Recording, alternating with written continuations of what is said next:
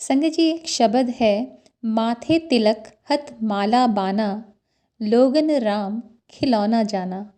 संगत जी इसकी व्याख्या में ना छोटी सी कहानी है कि एक बार एक बहरूपिया तरह तरह के भेष बदल के राजा के सामने आता कि राजा इस बार नहीं पहचानेगा और मुझे इनाम देगा।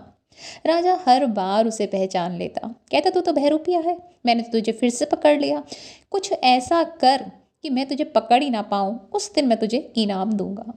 अब वो बहरूपिया संत का रूप धारण करता है और महल के बाहर समाधि लगा लेता है।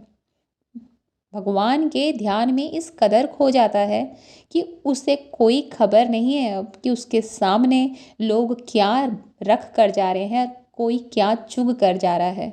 काफ़ी लोग आते बहुमूल्य चीज़ें उसके सामने डालते, हीरे मोती सोने चांदी, पर वो तो आंखें खोलता ही नहीं था।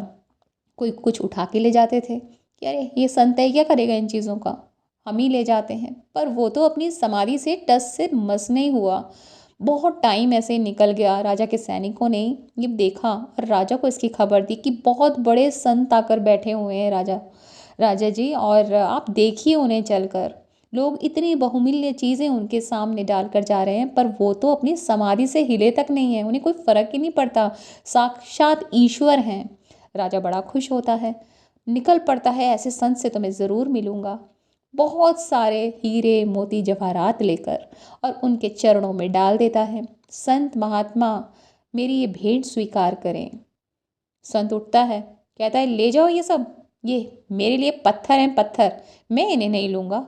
राजा हर तरह से उस संत से रिक्वेस्ट करता है मेरा मान रखने के लिए, प्लीज़ ले लो, पर वो तो नहीं मानता। राजा को उसकी भेंट समेत वापस भेज देता है।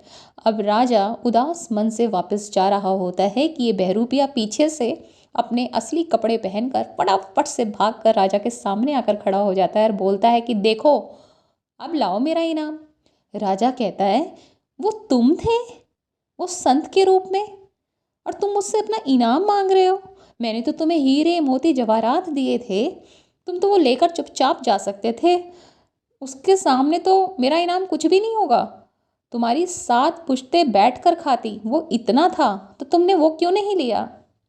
इस पर बहरूपिया कहता है कि नहीं, मैं ऐसा बिल्कुल नहीं कर सकता था, क्योंकि अगर मैं ऐसा करता तो संत समाज पर कलंक लग जाता कि सारे ही संत ढोंगी होते हैं, बहरूपिये होते हैं। मैं ये कभी नहीं करता, मुझे तो मेरे इस नाटक का इनाम चाहिए। ये सुनकर राजा की आंखों में आंसू आ गए।